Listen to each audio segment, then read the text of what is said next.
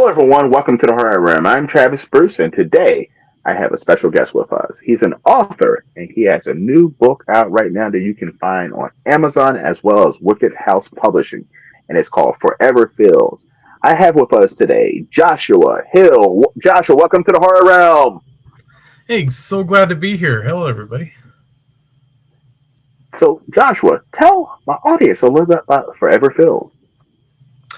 Okay, Forever Fields is a horror novel, but with a romance element, set in the 1920s in the rural American Southwest, so deserts of Utah.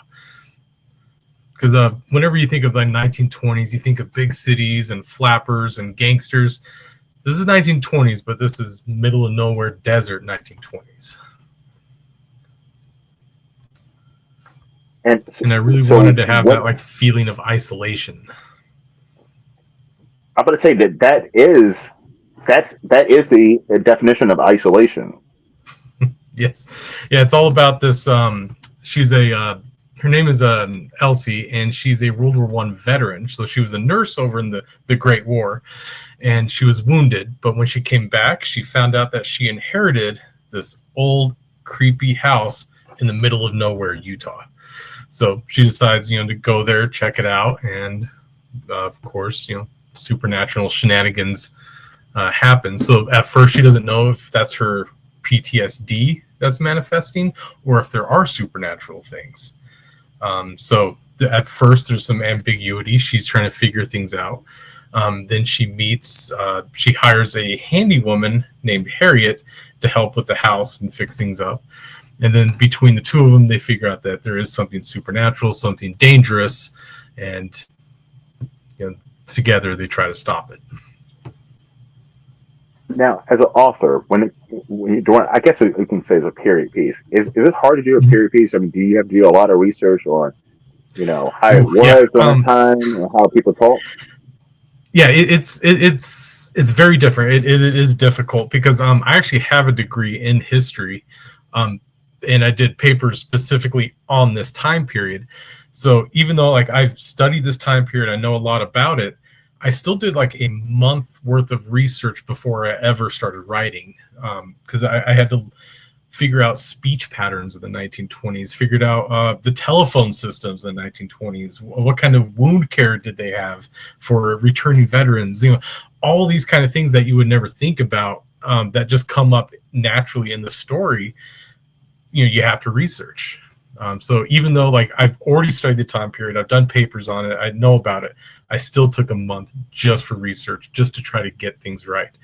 Because as someone with a history degree, if I got the history wrong, I'd have to take my degree off the wall and put it away. This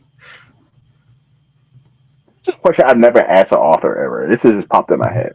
As a male author, with the leading characters are two women. Mm-hmm. Was it difficult for you to get into a woman's head and think, oh my goodness, how would a woman react in this situation? No, because I don't think so. Because in my mind, they're always people first. People are people, and a lot of experiences are universal. That being said, you do have to put yourself in their shoes. What would a woman in the 1920s, with limited freedoms, limited opportunities, how would they act? How would they put themselves in this position? How would they react to this? So it, start off with the person first, and then add the trappings of a woman in that time period after the fact, and fit it like Lego pieces, bit by bit, scene by scene. Sometimes it is difficult, but being able to put yourself in someone else's shoes, I think, is just it's a product of empathy, I think. So as long as you have that, and you have that ability to put yourself in other people's shoes, then it'll come. Because there have been very successful women authors who wrote male characters very well. It just depends on your skill and your empathy. I totally agree. Now, when it comes to your writing style, Mhm. there's a lot of authors who, they have an ending in mind and they work backwards. And some, Mhm. they have a concept, but they don't know how they get to that. What is your writing style? Did you have an ending in mind already when you were writing Cloverfield? Actually, the part of the ending was the very first thing I thought of. So I thought of the characters, at the end heading towards the final conflict. Like that was the first image I ever had of the story, like heading towards the final uh, confrontation with the bad guy. And it it wasn't until I got to that point in the story that I figured out how it was going to end. So the entire time I'm writing, I'm like, okay, how am I going to end this? How am I going to end this? How are they going to stop this thing?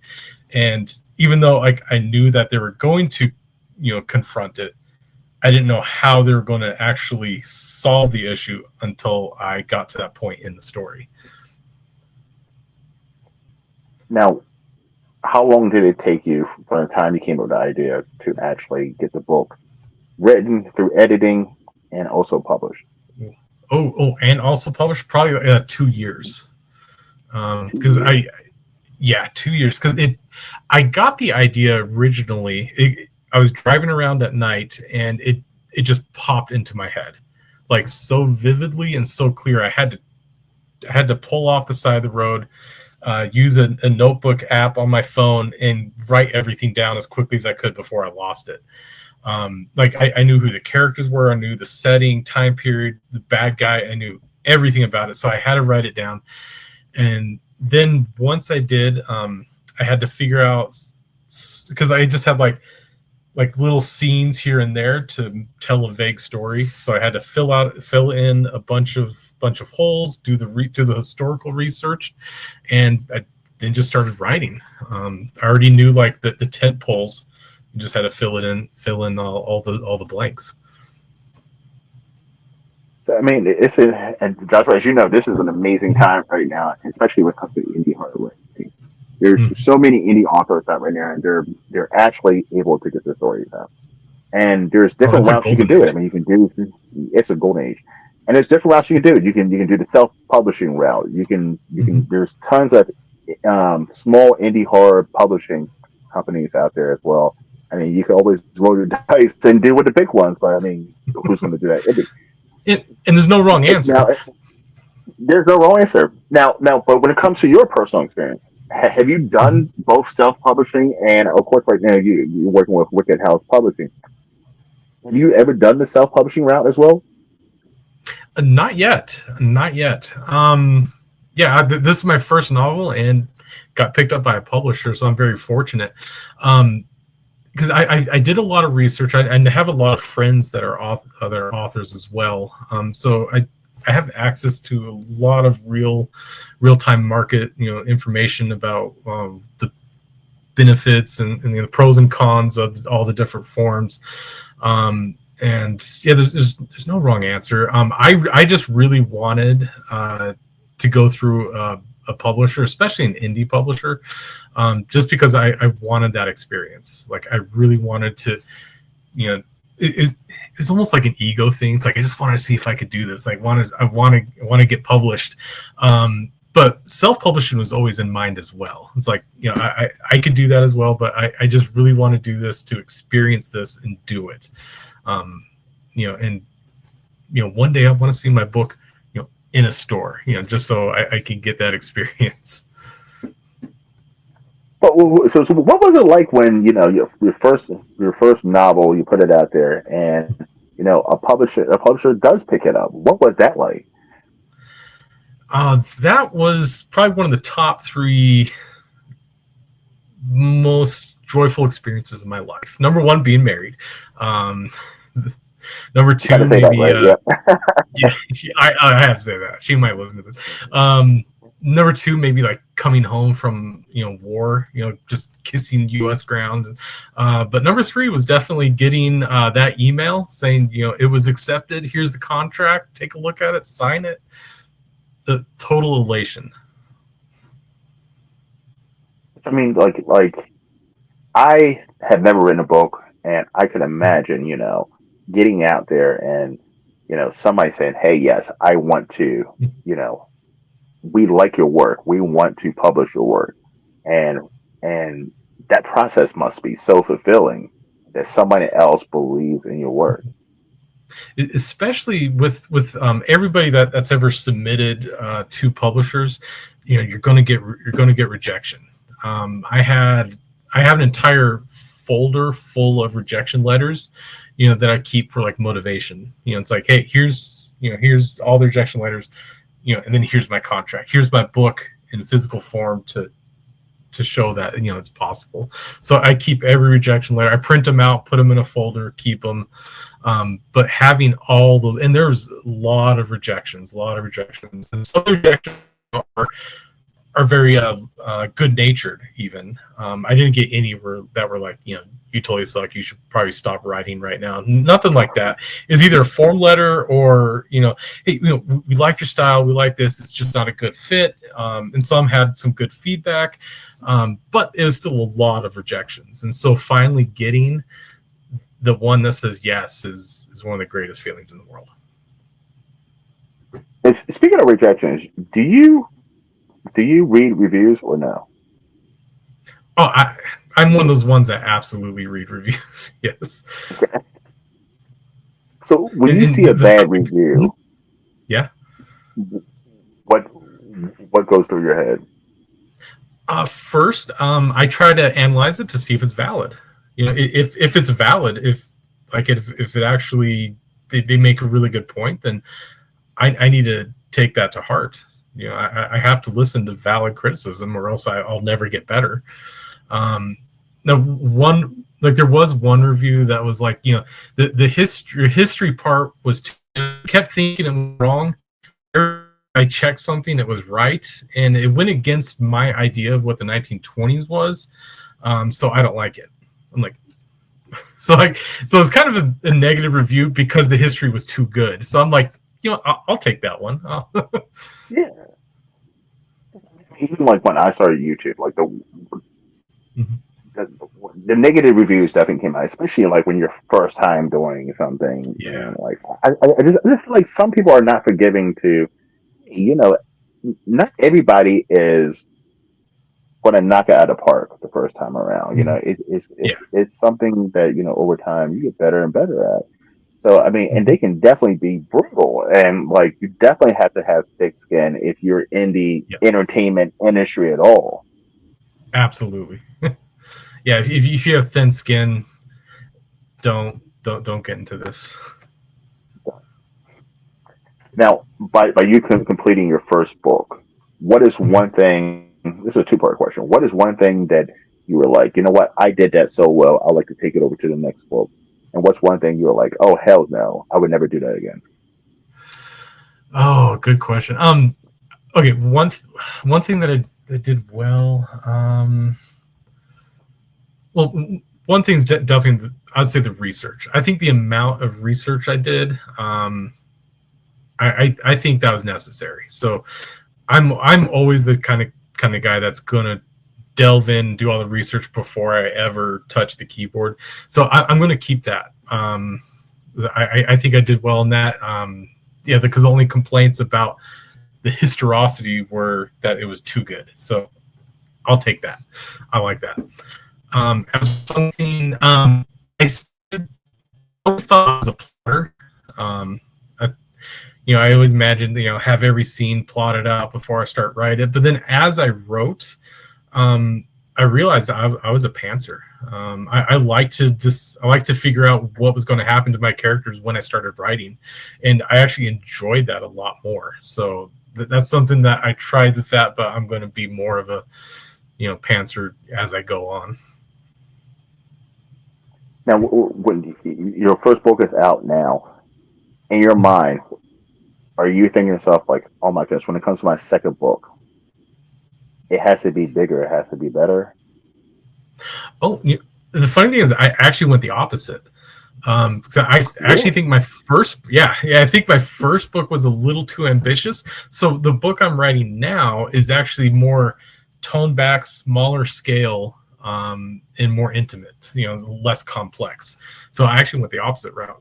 I'm just trying to focus on, more of a simplistic but better story. Awesome. All right, Joshua, as you know, this is a horror channel, and every once in a while, I do this, man. I'm going to ask you 3 random horror questions. These are your personal opinion. Okay? Oh, let's do it. All right. What is one horror villain that you would love to sit down and talk to? It could be movies or books. Oh, and if you're including movies and books, Randall Flagg from The Stand. I think having a conversation with a lieutenant of hell with the knowledge of The Shining and and his malevolent mirth. I think it'd be creepy, but I think it'd be a good conversation. I've always liked evil. They're evil character, but I think he would be a conversationalist. Great answer. That's the first time somebody's given me that answer. The second question is, what is the first horror movie that made you fall in love with horror? Oh, that's a good one. Is not only is it the first horror movie, it's the first movie period I remember watching, and that's the 1982 The Thing. Like, that's the first movie I remember watching as a kid. And that might explain my development later on. But it's still probably my top 3 favorite movies of all time. And first movie I ever watched, first horror movie I ever watched. I watch it a lot, and it still holds up. From 1982, everything about that movie is genius. And I recently watched it a couple months ago because it's streaming on Tubi actually free, and I watched it. I'm like, wow. I mean, it was just so ahead of its time. I mean, even the practical effects hold up to today. I mean, it's all the effects were practical. So yeah, because of that, they still held up, and they put so much effort into it. You can see the love of horror that put into this movie, and then it comes through. And there's scenes from that movie that still make me cringe. The scene with the paddles on the guy's chest still gets me to this day. And I agree. And I used to be yeah. No, sorry, go ahead. Well, I was just saying, I used to be a first responder, so when I had to do CPR, the thought of the thing opening up would always be in my mind every time. It always creeped me out. Part about the movie, about when it was released, it didn't get that much love, and it became a cult following over time. And it's such a great movie. Such a great movie. A lot of my favorite movies are like that. Like, just not appreciated in the time, but then over time, people learn how really good these movies were. Well, like Blade Runner, one of my other favorite movies, it bombed in the box office, but now it's considered one of the best pieces of cinematography. I agree. The last question: what's one horror movie that everybody loves, but you're like, I don't understand. I don't get it. This movie is not my cup of tea. For me, it's any slasher. Like, slasher movies, any of them, I don't get. I don't like them. I don't appreciate them. Like, to me, for me personally, that's just not horror. That's just slashers, and I just don't like them. It's not my thing. Sorry. Okay.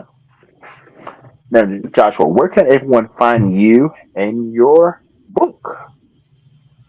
Yeah, just either go to the Wicked House Publishing website. All of our books are on there, and there is so many good books on there. With Wicked House Publishing is a rising star in the horror community. There's so many good books, so check them out.